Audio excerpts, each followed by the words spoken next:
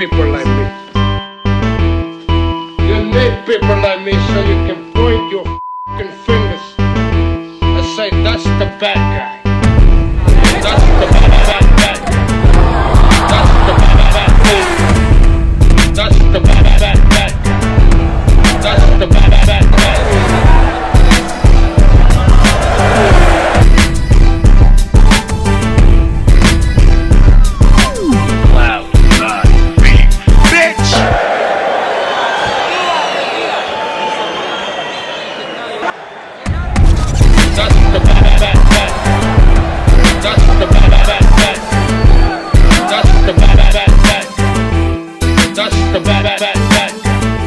Welcome to the motherfucking relay. We're covering today's top boxing news. Ow! Gervonta Davis versus Rolly Romero.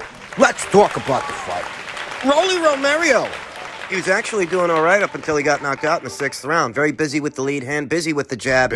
Making it difficult for Gervonta Davis to... You know, Gervonta Davis isn't a very prolific puncher. He's not a combination puncher. He's not a volume guy. He's one of these guys to where he believes in his power so much, he's really just looking for a single shot to do the guy, get the guy hurt, and then pour it on. And given the level of competition that he faces, it works. Against Rolly Romero last night, you saw a very busy Rolly Romero, busy with the lead hand, busy with the jab, guiding Gervonta Davis around the ring. Gervonta Davis, who struggled to get off a counter shot because of that jab. It wasn't until Rolly Romero started committing to his punches, his power shots, that he was able to plant one on. Rolly Romero tried for a jab right-hand combination 2 times in sequence. 2 times, and by the 2nd time, Gervonta Davis had him pegged. He fired that counter left that put him down. It's not dissimilar from what we saw in the Leo Santa Cruz fight. The Leo Santa Cruz knockout, where Leo Santa Cruz threw the same punch 3 times in sequence, and by the 3rd time that he threw it, he got nailed. He got figured out. Rolly got figured out even though he was having success. You could see that the size was bothering Gervonta Davis a bit. You could see that the power was there, the power from Rolly,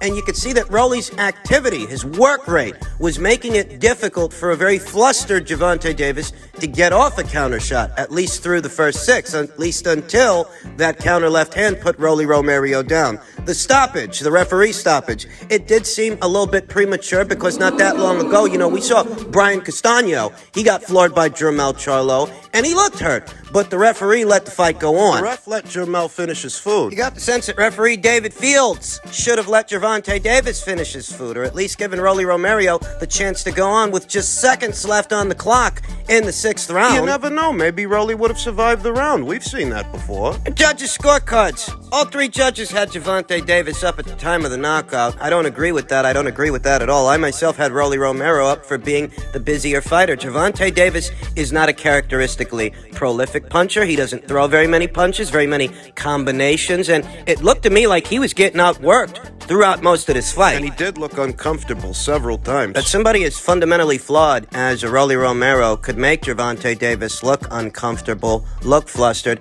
it's a testament to what we're always talking about here on the channel. You don't get better fighting guys like that. You pick up bad habits. Rolly Romero was far from one of the best lightweights in the world. That's just the truth. That's just reality. I don't care how excited you were by that highlight reel knockout. Rolly Romero don't represent one of the best and brightest fighters in the lightweight division, and we all know that. And neither did Isaac Cruz before him or Yuriorki Gamboa. Or Mario Barrios at 140 pounds. 140 pounds, that's a very deep division, a very deep weight class, and Mario Barrios beat no notariable fighters, no solid fighters, no former champions, no top contenders. These guys' Gervonta fights are all cut from the same cookie cutter. He did manage to bring the stars out. Former New York Giants Michael Strahan, former pop star Madonna, tennis star Naomi Osaka, as well as his contemporaries in pugilism, Ryan Gersha, Danny Gersha, Errol Spence Jr. Demetrius Andrade was there too. Let me tell you a little secret.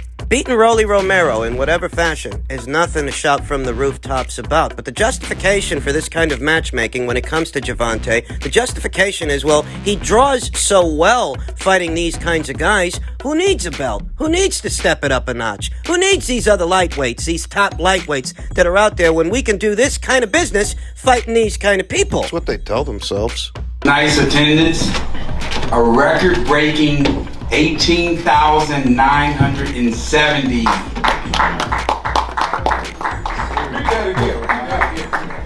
18,970. That's it. I know you feel that Rolly. I know. Thank you. Right? Say it one more time. And you heard what he said. You heard what he said clear as day. Still Mayweather Promotions. When you think about that, and you think about how elated Leonard Ellerbe was that they sold a little over 18,000 tickets at the Barclays Center. There were 18,000 people there. And it's my understanding that they didn't have to paper the house, that they did in fact sell out. They sold those tickets. But when you think about how happy they are with themselves, that they sold a little over 18,000 tickets at the Barclays Center. They don't view any other fights with anyone else's fighters as being all that important. So just, all this talk about Gervonta Davis and Devin Haney or George Kambosos or whoever ends up winning their fight, all this talk about fights with fighters that are on other sides of the street, I don't know why people do it. I told you, I'm not expecting anything dramatic to happen. I'm not even expecting him to leave Mayweather Promotions. And even if he did, I wasn't actually expecting him to leave Al Heyman or leave the Showtime platform. And so long as he's boxing on the Showtime platform, he's going to be pulling from the same talent pool as all these other PBC guys, all these other PBC fighters, i.e., nothing changes. The people who you want to see Gervonta fight, so long as he's there, he won't fight him. It won't happen. I anticipate that at the box office, this fight likely performed better than the Isaac Cruz rematch before it being that Isaac Cruz, a little known lightweight that many fight fans weren't familiar with, he was a late replacement for Rolly Romero, whereas this fight actually had more build-up, so I wouldn't be at all surprised to hear that this fight did, 250,000, maybe close to 300,000 pay-per-view buys. Or 300,000. I wouldn't be surprised to hear that. What you have to bear in mind is that Leonard Ellerbe is the same guy that likes to shade Eddie Hearn and shade Canelo Alvarez. To some degree, he does. Canelo Alvarez fought in front of 73,000 people. Canelo Alvarez very recently sold 600,000 pay-per-view buys fighting a little-known Russian. That's what he can do off his name value alone. Over 500,000 pay-per-view buys, or 500,000. Whereas Leonard, he is quite content with selling a little over 18,000 tickets and 250,000 pay-per-view buys, or close to 300,000 pay-per-view buys. It goes back to what I always tell you. Gervonta's got drawing power, but unless they're going to put him in there with another dance partner, one that really makes for a super fight, they're going to put a cap on his success. They're going to put a cap on how much he can draw. 600,000 people don't want to see him fight Rolly Romero. You're not going to sell 1 million pay-per-view buys fighting guys like that. You're not. But if you're happy with a little over 18,000 at the Barclays... If it's not your aim to hit 1 million pay-per-view buys, or even half of that, if you're content with the nominal success that you're having, the relative success Gervonta Davis brings you, if you're happy with that... I just wish that his fans would stop attaching his name to other fighters. Being honest with you, Gervonta Davis is the brightest star in what is a biosphere, a bubble, you understand. I don't consider him part of the lightweight division, as he's not fighting for what these other lightweights are fighting for. Did you feel you were winning the fight at that point? I won all 6 rounds. I won every moment of that fight. I exposed him, and we need to run that shit back. Who do you want to fight next? You have your... I want Gervonta Davis again. I was winning that fucking fight, and I just got hit with a clean shot. That's all. I want Gervonta Davis again. I exposed his ass, and everybody in this room knows it. I had him running like a bitch the entire fight, and like I said, he got a nice shot in. That's all that happened. He got hurt multiple times, and he ran around. He was terrified of me. And I doubt he'll do the rematch again. I don't. A rematch between them is a distinct possibility because, in case you haven't noticed, Mayweather Promotions and the PBC, they don't have that many ponies in that lightweight show. So they've got to do a circle jerk between all the same guys. That's what they've got to do. Did you forget that these are the same people that gave us Adonis Stevenson versus Andres Finfara 2? Did you forget that these are the same people that gave us Wilder versus Luis Ortiz, 2 pointless rematches that didn't need sequels. You don't think they'd put Rolly in there with Gervonta again? I think they would. I think they'll try to get Romero back in the winner's bracket, build him back up, and after some time, stage a rematch, stage a sequel, because it doesn't look like Gervonta Davis is leaving either Mayweather Promotions, Al Heyman, or the Showtime platform. What I anticipate might be next for Gervonta Davis is an Isaac Cruz rematch, because Isaac Cruz, well, his fight with Gervonta was a lot more competitive than Rolly's fight with Gervonta. And while that's going on and they're trying to sell that and build that up, Rolly Romero gets back in the winner's bracket, and then, he faces the winner of that fight. It's a universe unto itself. So don't feel too bad, Rolly. You may yet get another shot at this guy. In men's heavyweight news, Joyce is set to stay busy on July 2nd in Wembley on the Cunningham vs. Tete undercard. Jason Cunningham will take on the biggest challenge of his career when he goes up against South African superstar Zolani Tete at the Oval Arena, Wembley, on July 2nd, with world heavyweight contender Joyce also featuring on a bumper card filled with must-win fights. It's High Stakes live on BT Sport. I've never felt they capitalized on the momentum from the Dubois fight. Smokin' Joe, Juggernaut Joyce, went into that fight an underdog. Many people, myself included, went with Daniel Dubois to win that fight behind his power and his quick 1-2, the snap on those punches. And Joyce upset the apple cart for the favorite. He upset the apple cart for Daniel Dubois and beat him into submission. And I've always felt that on the heels of that victory, they never capitalized on the momentum. Joyce will be getting back into the ring against an established heavyweight contender as he closes in on a September clash with Joseph Parker in what will be a battle between number 1 and number 2 by way of the WBO. Following a layoff due to injury, the Juggernaut will return to the scene of his last fight, a 6th-round stoppage of Carlos Takam in July of last year. You're telling me the night of the fight, it will have been a year since Joe fought. Joyce was last in action in July of last year, and he's set to return to action in July of this year. So while it's not exactly a year to the date, it's roughly a year. Yes, it has been that long since Joyce fought. It will have been the night of the fight. The carrot for Joyce is a win on July 2nd will set up a massive showdown with Parker in September. He needs to keep his focus, though, and deliver on July 2nd as the big opportunities are now there to be taken for the Olympic silver medalist, who is 36 years old, and he's not getting any younger. Joyce only had one fight last year. It was a Carlos Takam fight. In many ways, that was a keep busy fight.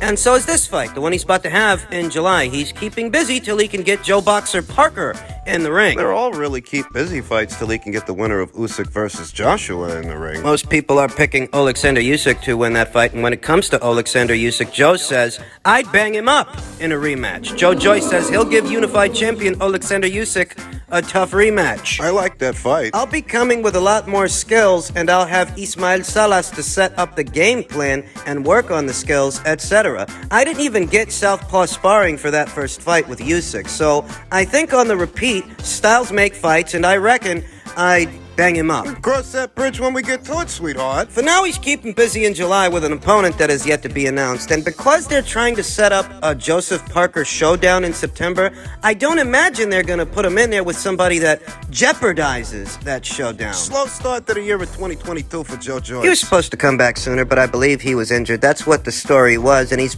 supposed to be returning to action in what is yet another keep busy fight, because that's what the Carlos Takam fight was, and that's what this upcoming fight in July, that's what that's supposed to be. Those are 2 consecutive keep busy fights, and if I'm being honest, so is the Joe Parker fight. You ever notice how Tyson Fury's fans love to give Eddie Hearn so much stick for how he promotes his fighters? Do you ever notice that there's a small contingent of Brits, a small contingent of UK fight fans, the ways Eddie Hearn can't do nothing right for them? But get a whiff, get a gander at what old fish eyes Frank Warren is doing for an aging Joyce. You know he's 36 years old. None of us are getting any younger. Stages that battle of the unbeatens between Joe and Daniel. Joyce emerges the victor, and he gets him Carlos Takam. Now what he's trying to do is keep him busy so he can sell everybody a Joseph Parker fight. And I don't even think that's a bad fight. But what I do think is, for all the criticism Eddie Hearn gets? Where's your criticism of Frank Warren? Eddie's boys. They've been there and done that with Joseph Parker several times over. Anthony Joshua, Dillian Veit, Derek Chisora. And that's the most that Frank Warren can do for Joe Joyce? That's the most that Frank Warren can do for the fight fans and his supporters who swear he does everything right. And Eddie Hearn, he can't do nothing right. He does everything wrong. I mean, I just don't understand it. The kind of criticism that Eddie Hearn gets when all Frank Warren can do. So the biggest thing you've got going on this year for Joe Joyce is a Joseph Parker fight. Like I said, it's not a bad fight, though it sparks my curiosity.